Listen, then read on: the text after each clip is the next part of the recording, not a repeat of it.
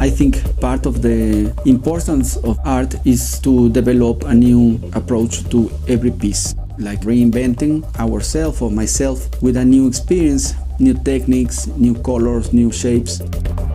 I started just by intuition. We spend hours and hours every day in the studio.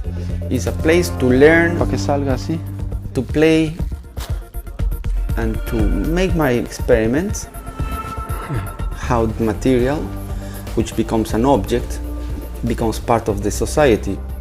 I love crystals like pirita stones. It's heavy and it's tough. I found it like this. I thought it was more interesting to show a bit more fragile, vulnerable in some way. We scan it and we have this.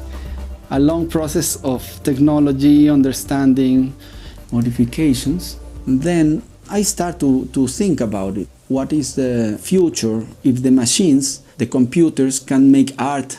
At the end, I named the piece Replicant, which I took from the famous film Blade Runner.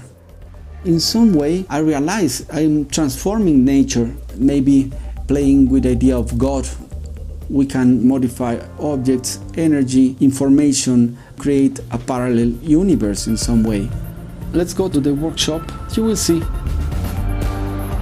They used to produce bells for churches.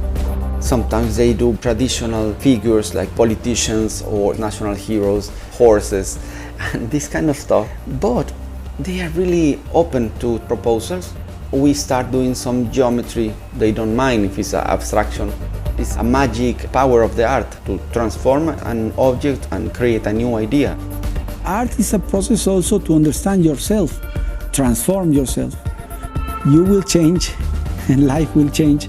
At the end, you are modifying your own life and your ideas when we have this chance to do it.